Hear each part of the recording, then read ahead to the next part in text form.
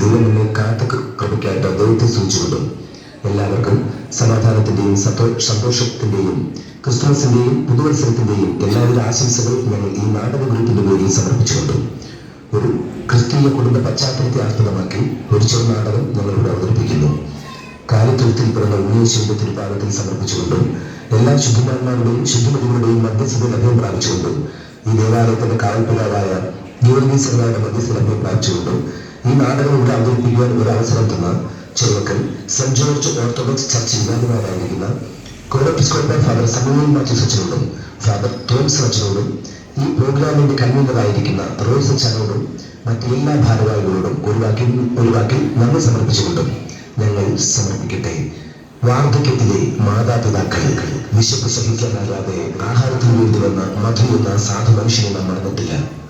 മദ്യത്തിനും മയക്കുമരുന്നിനും അടിമയായ ആ നരാധനന്റെ കൈകളാൽ ജീവൻ പൊലിഞ്ഞ ആതുര സേവനരംഗത്ത് ഏറെ പ്രതീക്ഷയായിരുന്ന ഡോക്ടർ നന്ദന, ആതുര സേവനരംഗത്ത് ഏറെ പ്രതീക്ഷയായിരുന്ന അപകടത്തിൽ കൊണ്ട 6 യുവാക്കൾ, സത്യത്തിനും നിയമത്തിനും വേണ്ടി പോരാടാൻ ഒരു നല്ല അഭിഭാഷകയാകേണ്ടിയിരുന്ന ജിഷ എന്ന സഹോദരി, ഉപജീവനത്തിന് വേണ്ടി ജോലിക്ക് പോകവെ ട്രെയിനിൽ ഒരു നിഷ്ഠൂരന്റെ കൈകളാൽ ജീവൻ പൊലിഞ്ഞ സൗമ്യ എന്ന പെൺകുട്ടി, സ്വന്തം തെറ്റുകളല്ലാതിരുന്നിട്ടും അപമാനം സഹിക്കാനാകാതെ സ്വയം ജീവൻ പൊലിഞ്ഞ വൈദ്യശാസ്ത്രത്തിന് ഒരു മുതൽക്കൂട്ടായിരുന്ന ഡോക്ടർ അനന്തകൃഷ്ണൻ, വയനാട് പ്രളയത്തിൽ എല്ലാവരും നഷ്ടപ്പെട്ട ശ്രുതി എന്ന സഹോദരിക്ക് താങ്ങായി തണലായി താലികെട്ട് ചേർത്ത് പിടിച്ചപ്പോൾ ജിൻസന്റെ വിധി മറ്റൊന്നായിരുന്നു.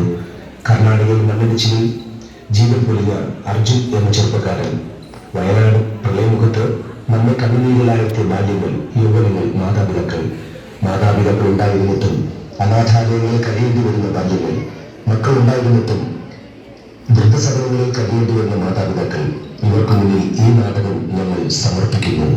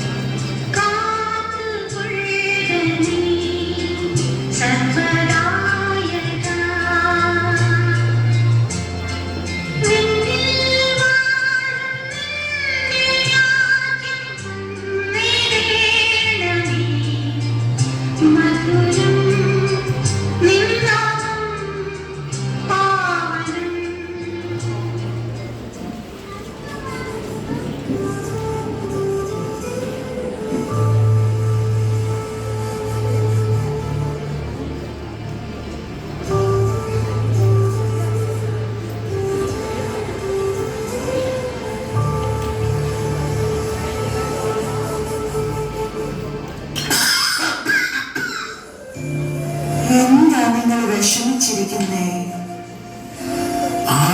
ഒന്നുമില്ലടി. 60 വർഷമായി ദൈവം നമ്മളെ ഒരുമിപ്പിച്ചിട്ട്. നമുക്ക് മക്കളുണ്ട്, മരുമക്കളും കൊച്ചുമക്കളൊക്കെ ഉണ്ട്. ഈ വിവാഹ വാർഷികത്തിലും നമ്മൾ തനിച്ചായല്ലോ എന്ന് ഓർത്തു പോയതാ. സാരമില്ല, മക്കളെല്ലാം ഒരു സ്ഥാനത്തെത്തിയല്ലോ എന്ന് കരുതി ആശ്വസിക്കാം. അത് ശരിയാ. എന്നാലും ഞാൻ എപ്പോഴും ഓർക്കും നമ്മുടെ ആ പഴയ കാലം. എല്ലാവരും കൂടി ഒരുമിച്ച് പള്ളിയിൽ പോകുന്നതും, കുർബാന കഴിഞ്ഞ് വന്ന് കേക്ക് മുറിച്ച് എല്ലാവരും കൂടി കഴിക്കുന്നതും, മക്കൾ ഡാൻസും പാട്ടും കളിയും ചിരിയും ഒക്കെ ആയിട്ട് ആഘോഷിക്കുന്നതും. അതൊക്കെ ഒരു കാലം. എത്ര നാളായി മക്കളെ നോക്കിയിരിക്കുന്നു. ഇന്ന് വരും നാളെ വരും നോക്കി. വയസ്സായ മക്കൾക്ക് അപ്പനെയും വേണ്ട, അമ്മയും വേണ്ട. എടീ, മക്കൾക്ക് ജോലിയൊക്കെ ഉള്ളതല്ലേ, തിരക്കുണ്ടാവും. അങ്ങനെ പിന്നെ ഇത്രയും ദൂരം വരുമ്പോ മക്കളുടെ ജോലി, അവരുടെ കുട്ടികളുടെ കാര്യമൊക്കെ മുടങ്ങില്ലേ? നമുക്കിവിടെ കുഴപ്പമൊന്നുമില്ല എന്ന് അവർക്കറിയാം. അവർ പിന്നെ ഫോൺ വിളിച്ച് നമ്മളെ തിരക്കുന്നില്ലേ അന്നമ്മേ? അമ്മ 5 വർഷം മുമ്പ് നമ്മുടെ വിവാഹ വാർഷികത്തിന് മക്കളെല്ലാവരും കൂടി വന്നതാ. ഇത്രയും വർഷമായി നിങ്ങൾ ഓർക്കുന്നു നമ്മുടെ കൊച്ചുമക്കൾ എല്ലാവരും കൂടി ഡാൻസ് കളിച്ചത്? എത്ര നാളായി അതുങ്ങളൊക്കെ ഒന്ന് കണ്ടിട്ട്. നല്ല മിടുക്കനും മിടുക്കിയൊക്കെ ആയി കാണും. അതെ അതെ. ഞാൻ മരുന്ന് കഴിക്കട്ടെ.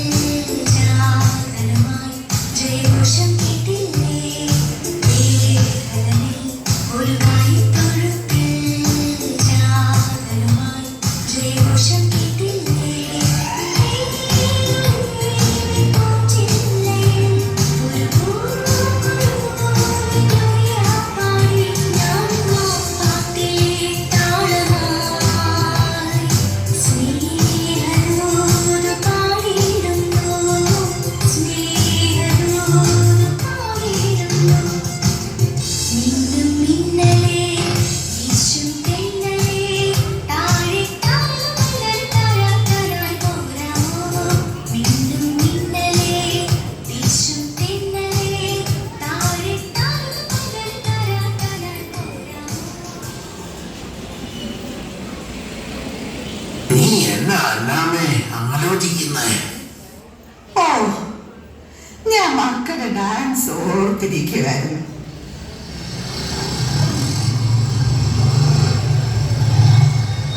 അതെ, നമ്മുടെ പള്ളിയിൽ അച്ഛൻ വരുന്നുണ്ടല്ലോ.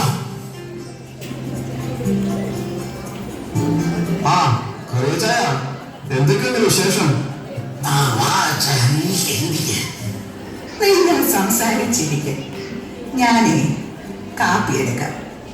അപ്പോ ഈ വർഷത്തെ വിവാഹ വാർഷികത്തിന് മക്കൾ എല്ലാവരും കൂടി വരുമെന്നല്ലേ കഴിയച്ചായ പറഞ്ഞിരുന്നത്? മക്കൾക്ക് അങ്ങനെ പെട്ടെന്ന് ഇട്ടേച്ച് പോരാൻ പറ്റുമോ അച്ഛാ? അവർക്ക് ഓരോരോ കാര്യങ്ങളൊക്കെ ഇല്ലേ? നമുക്ക് വാശി പിടിക്കാൻ പറ്റുമോ?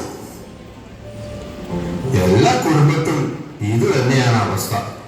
എല്ലാവരും വലിയ വീടൊക്കെ പറഞ്ഞിട്ട് അപ്പനെയും അമ്മയെയും തനിച്ചാക്കി വിദേശത്തേക്ക് അങ്ങ് പോകും. പിന്നെ വല്ലപ്പോഴും ഒക്കെ വന്നാലായി.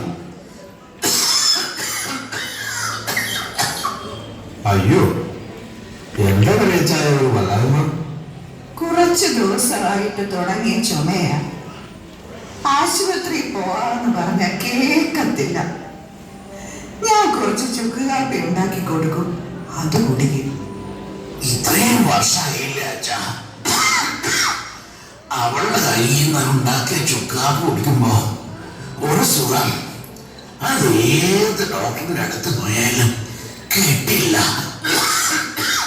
ഈ ഒരുമയും സ്നേഹവും ഉള്ളതുകൊണ്ടല്ലേ കറിയച്ചായനെയും മന്നാംശയെയും ഈ ഇടവകയിലെ മാതൃകാ ദമ്പതികളായിട്ട് തിരഞ്ഞെടുത്തത്. അന്ന് ഞാൻ അങ്ങോട്ട് ഇറങ്ങുക. പോകുന്ന വഴിക്ക് ആൻ്റപ്പന്റെ വീട്ടിലൊന്ന് കയറണം. അവരും നിങ്ങളെ പോലെ തന്നെ വീട്ടിൽ തനിച്ചാണല്ലോ. അപ്പൊ ശരി, എല്ലാവിധ വിവാഹ മംഗളാശംസകളും നേരുന്നു. ദൈവം ഇനിയും കുറെ വർഷം കൂടി ഒരുമിച്ച് ഇതുപോലെ സന്തോഷത്തോടെ ഇരിക്കാൻ ആയുസ്സും ആരോഗ്യം തരട്ടെ. ഇനി ഒരു കഴിവുണ്ടെങ്കിൽ എന്റെ സഹധർമ്മിണിയായിട്ട് ദൈവം ഇവിടെ തന്നെ തരട്ടെ. ആ എന്നാ ശരി, ഞാൻ ഇറങ്ങട്ടെ. കുർബാനയ്ക്ക് പള്ളിയിൽ വരുമ്പോ കാണാം. അച്ഛൻ ഇതുപോലെ ഇടയ്ക്കൊക്കെ ഒന്ന് വരണേ.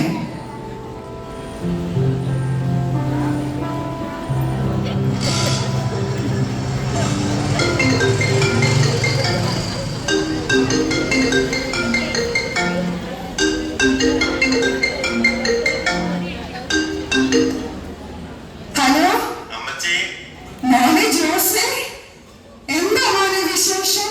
ഞങ്ങൾ എല്ലാവരും കൂടി വരുന്നുണ്ട്. ബിന്ദു, അളിയനും എന്തോയും എല്ലാവരും ഉണ്ട് അമ്മച്ചി. എന്നാ മക്കളെ വരുന്നേ? ഞങ്ങൾ നാളെ എത്തും അമ്മച്ചി. ഈ വർഷത്തെ അപ്പച്ചന്റെ അമ്മച്ചിയുടെ വിവാഹവാർഷികം നമുക്ക് ശരിക്കും ആഘോഷിക്കണം. അതെല്ലാം ഞങ്ങൾ ഏർപ്പാടാക്കിയിട്ടുണ്ട്. ശരി മോനെ, എനിക്കിത് അപ്പച്ചനോട് പറയാൻ ധൃതിയായി.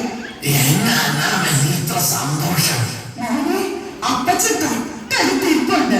ഞാൻ ഫോൺ കൊടുക്കാം.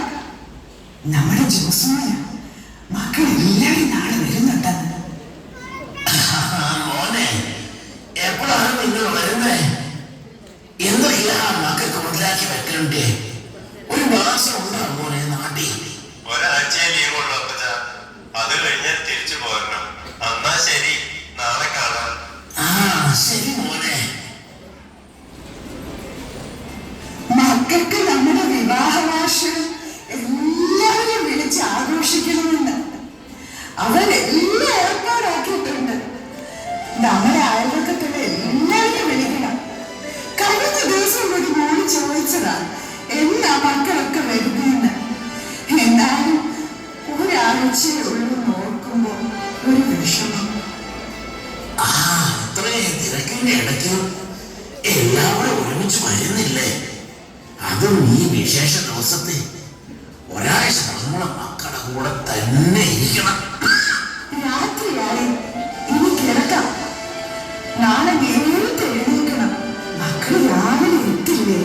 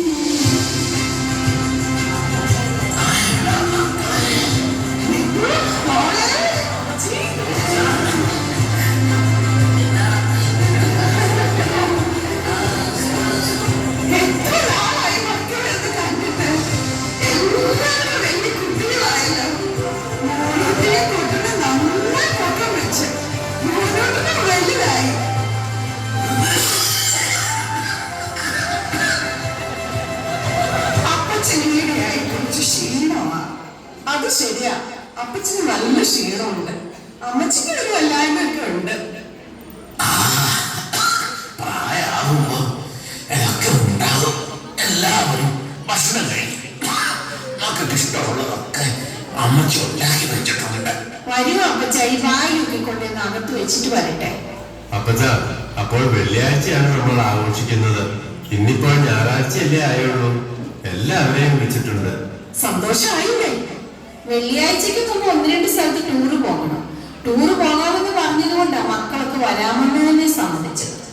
ഈ ചൂടും പൊടിയും ഒന്നും അവർക്ക് ഇഷ്ടമല്ല. ഞങ്ങൾ വെള്ളിയാഴ്ച രാവിലെ എത്താം. മക്കൾ നോക്കോ, നിങ്ങൾ ഒത്തിരി നാളെത്തി വന്നതല്ലേ. നമ്മുടെ നാടൊക്കെ മക്കളെ കൊണ്ടുപോയി കാണിക്കേ, അവർക്കും സന്തോഷാകട്ടെ. അത് മാത്രമല്ല അപ്പച്ച, ഞങ്ങൾ 2 ദിവസം താമസിക്കാൻ റിസോർട്ട് ബുക്ക് ചെയ്തിട്ടുണ്ട്. നിങ്ങൾ ഇത്രയും വർഷം കഴിഞ്ഞ് വന്നിട്ടും ഒരു ദിവസം പോലും വീട്ടിൽ നിൽക്കുന്നില്ലേ? അതെ അമ്മച്ചി, അമ്മച്ചി എന്തോ പറയുന്നേ? എങ്ങ് പോയില്ലെങ്കിൽ പിള്ളേർക്ക് ബോറടിക്കുന്നേ. ഞാനും അവരുടെ കൂടെ പോവാ അപ്പച്ച. അപ്പൊ നീയും പോവാന്നോ? മക്കളെ പൊക്കോ, അമ്മച്ചി അങ്ങനെയൊക്കെ പറയും.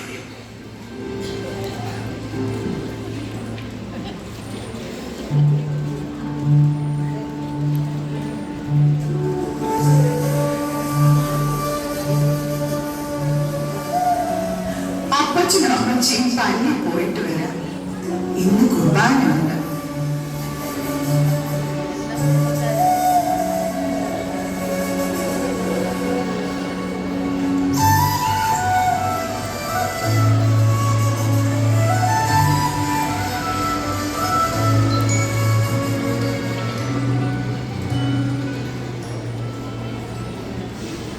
എടി ബിന്ദു, അപ്പച്ചനും അമ്മച്ചിക്ക് തീരെ വയ്യ.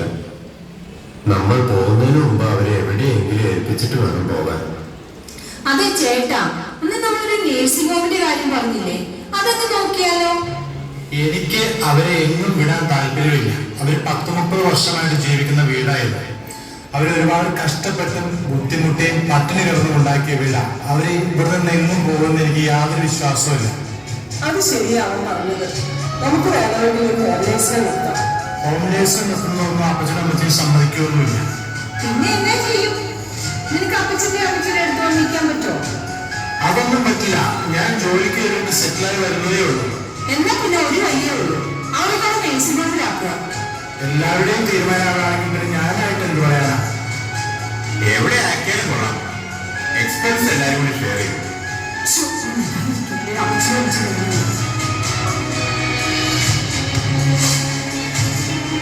അപ്പച്ചനും അമ്മച്ചിയും പള്ളി കഴിഞ്ഞ് വന്നല്ലോ. എന്നാ ഞങ്ങൾ പോയിട്ട് വരാം. മക്കൾ പോയിട്ട് വാ.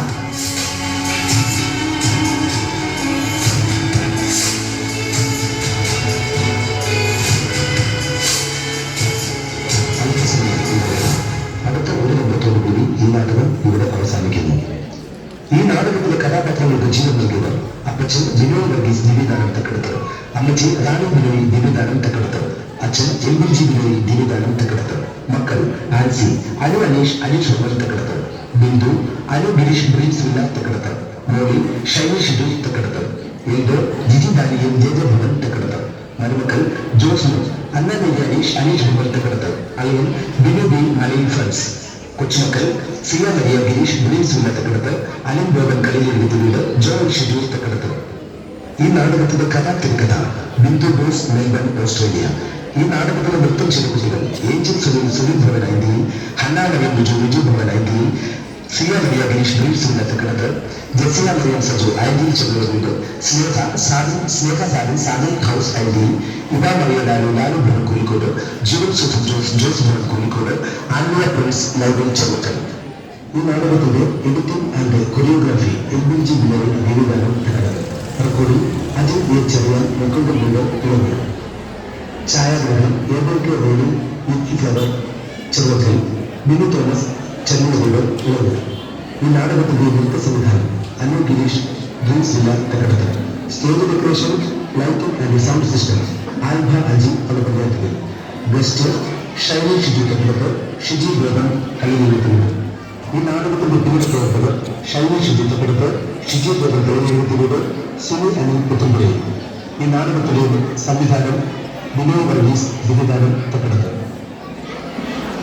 ഈ നാടകത്തിന് വേണ്ടി അധികമായി പ്രവർത്തിച്ച എല്ലാവർക്കും ഒരു വാക്കിൽ നന്ദി സമർപ്പിച്ചുകൊണ്ട് ഭാവതാളവും വൈകാരികവുമായ അടുത്ത ഒരു രംഗത്തോടുകൂടി ഈ നാടകം ഇവിടെ അവസാനിക്കുന്നു.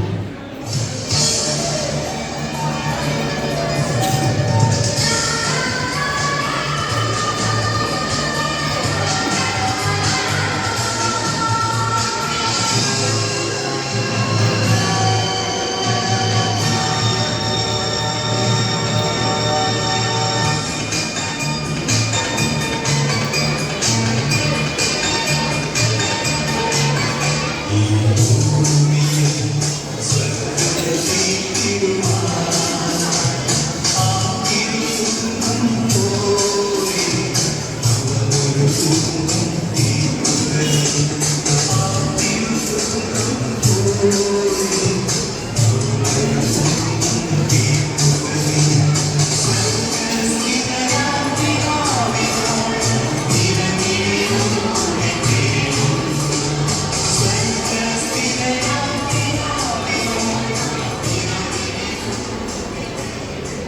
ഹാപ്പി വെഡിങ് ആനിവേഴ്സറി അപ്പച്ച. ഹാപ്പി ആനിവേഴ്സറി അമ്മച്ചി. സന്തോഷമായല്ലേ? മക്കൾ എല്ലാവരും വന്നല്ലോ. എന്നാൽ എല്ലാവരും വാ, നമുക്ക് കേക്ക് കട്ട് ചെയ്യാം. എന്നാൽ നമുക്ക് തുടങ്ങാം. അപ്പച്ചി നമുക്ക് മുന്നോട്ട് പോവാം.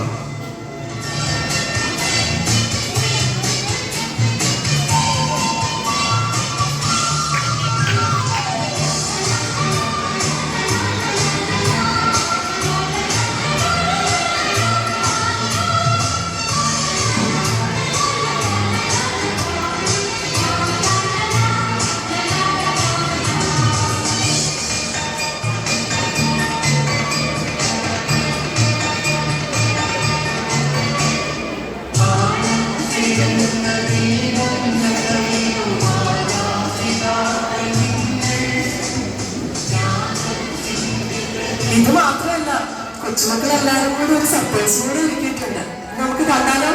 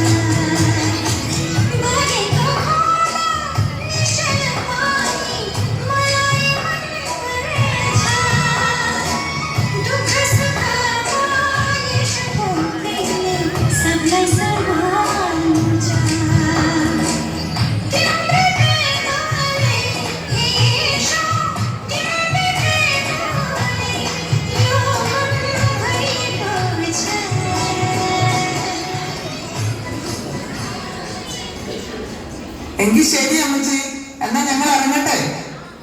ആ, അപ്പച്ചനും അമ്മച്ചിക്ക് സന്തോഷമായില്ലേ? എല്ലാരെയും കാണാൻ പറ്റിയില്ല. സന്തോഷമായി. എല്ലാവരെയും കണ്ടിട്ട് ഒത്തിരി നാളായിരുന്നു.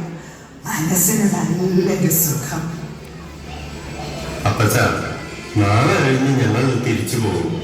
അപ്പച്ചനും അമ്മച്ചിയും വീട്ടിൽ വീണ്ടും തനിച്ചാവൂലേ? അതുകൊണ്ട് ഞങ്ങൾ 3 പേരും കൂടി ഒരു തീരുമാനമെടുത്തു.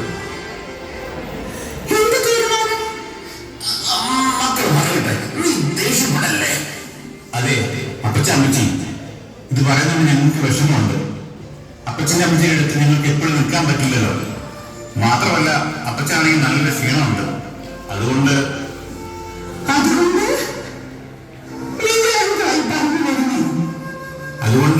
അപ്പച്ചനെ അമ്മച്ചനെ ഞങ്ങൾ നഴ്സിംഗ് ഹോമിലാക്കാൻ തീരുമാനിച്ചു. അവിടെ ആവുമ്പോൾ നിങ്ങളുടെ കാര്യങ്ങൾ നോക്കാൻ ആള് കാണും കൂടെ.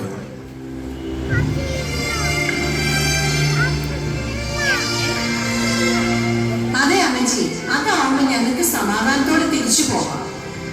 അമ്മച്ചി, ഞങ്ങൾക്ക് താല്പര്യം ഉണ്ടായിട്ടല്ല, പക്ഷെ സാഹചര്യം ഉണ്ടായിപ്പോയി. ആദ്യം ബുദ്ധിമുട്ടൊക്കെ ഉണ്ടാവും, പിന്നെ പൊരുത്തപ്പെട്ടോ.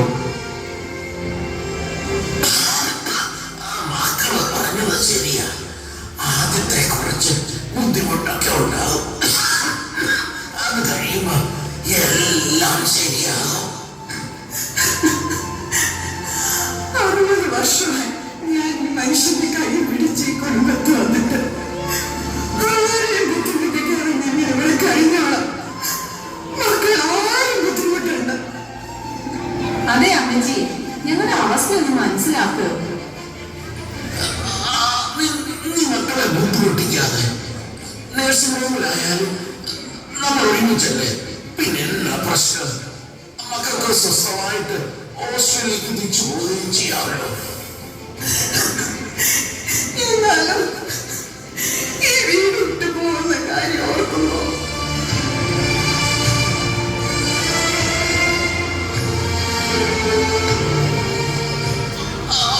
മക്കളൊന്നും സഹായാക്കണ്ട. മക്കൾ പോയി കടന്നു. അപ്പച്ചനും അമ്മച്ചി വിഷമിക്കണ്ട. കൊണ്ടുപോകാനുള്ള സാധനങ്ങളൊക്കെ നമുക്ക് നാളെ പാക്ക് ചെയ്യാം. നാളെ ഉച്ചയ്ക്ക് 2 മണിക്ക് റിപ്പോർട്ട് ചെയ്യണം. എന്നാ ശരി, അപ്പച്ചനും അമ്മച്ചിയും കിടന്നു.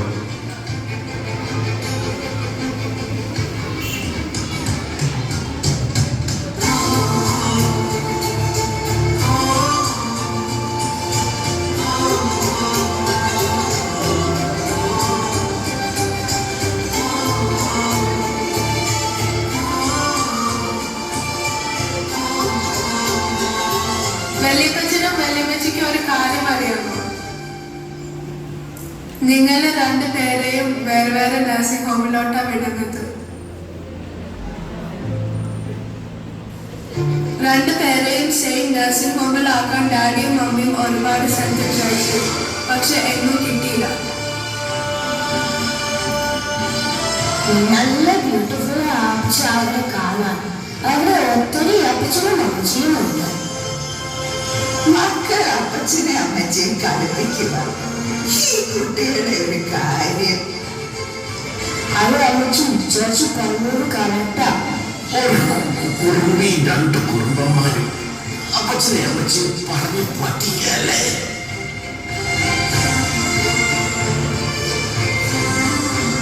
അല്ല അപ്പച്ച, ഞങ്ങൾ സത്യം പറഞ്ഞത്. ചേട്ടായിക്ക് ഏത് നഴ്സിംഗ് ഹോമിൽ കൂടുതൽ ഇഷ്ടം? എനിക്ക് അമ്മച്ചിയുടെ കൂടുതൽ ഇഷ്ടം. അവിടെ വലിയ ഊഞ്ഞാലുണ്ട്. എനിക്ക് അപ്പച്ചയുടെ നഴ്സിംഗ് ഹോമിൽ കൂടുതൽ ഇഷ്ടം. അവിടെ വലിയ TV ഉണ്ട്. അവിടെ അപ്പച്ചിക്ക് ഒത്തിരി ഗെയിം കളിക്കാം. അതെ, എന്താ കുട്ടികൾ പറയുന്നേ? നിങ്ങൾ കേട്ടില്ലേ? നിങ്ങൾ മക്കൾ പറയുന്നത് കേട്ടില്ലെന്ന്. നമ്മുടെ മക്കള് നമ്മളെ പ്രായമാകുമ്പോ അപ്പോഴും മക്കൾക്കൊരു മാതൃകയാണല്ലേ.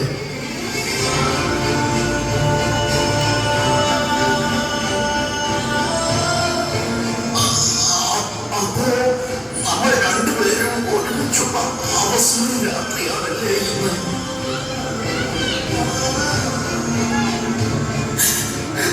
ഈ വീട്ടിലെ അവസാന ദിവസവും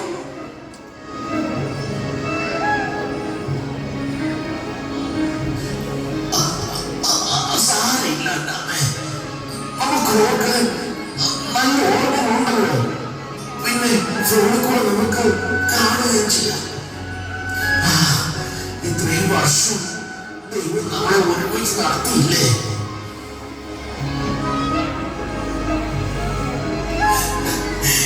എന്നാലും മരുന്നൊക്കെ ഞാൻ എടുത്തു തരാതെ ഇതുവരെ കഴിച്ചിട്ടുണ്ട്. പുറത്തുനിന്ന് കഴിക്കണം. ഞാൻ ഫോൺ വിളിച്ച് ഓർമ്മിപ്പിക്കാം.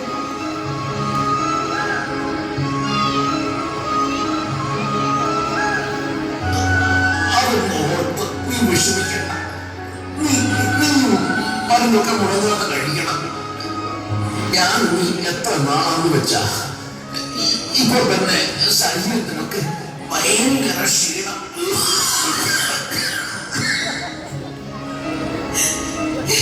എനിക്ക് നിങ്ങളുടെ കാര്യം ഓർക്കുമ്പോഴ പ്രയാസം. നീ എനിക്ക് കുറച്ച് വെള്ളം എടുത്തതാ.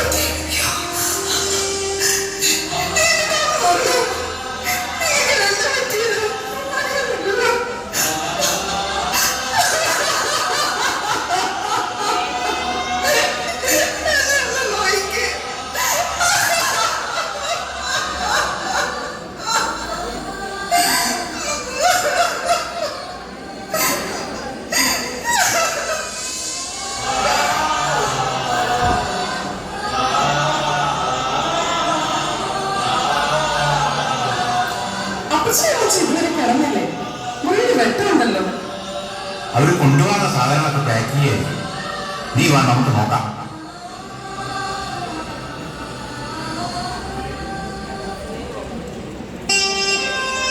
അമ്മച്ചി, അമ്മച്ചി, അപ്പച്ച, അപ്പച്ച എഴുന്നേക്ക്. അപ്പച്ചൻ എന്താ പറ്റിയേ? ചേട്ടാ, എന്താ പറ്റുന്നത്? അപ്പച്ച, അമ്മച്ചി, എന്താ പറ്റിയേ? അമ്മച്ചി, അപ്പച്ച, എഴുന്നേക്ക്. ഹലോ അപ്പച്ച. എന്റെ ദൈവമേ, എന്റെ അപ്പച്ചനും അമ്മച്ചി, അപ്പച്ച, എന്താ പറ്റിയേ? എഴുന്നേക്ക്. അപ്പച്ച, അമ്മച്ചി. ഹലോ അച്ഛ, അച്ഛൻ വേറെ വീട്ടിലേക്ക് വേണം. അപ്പച്ച, അപ്പച്ചൻ അമ്മച്ചി ഞങ്ങൾ വിട്ടുപോയി. അച്ഛൻ വേറെ വീട്ടിലേക്ക് വേണം അച്ഛ.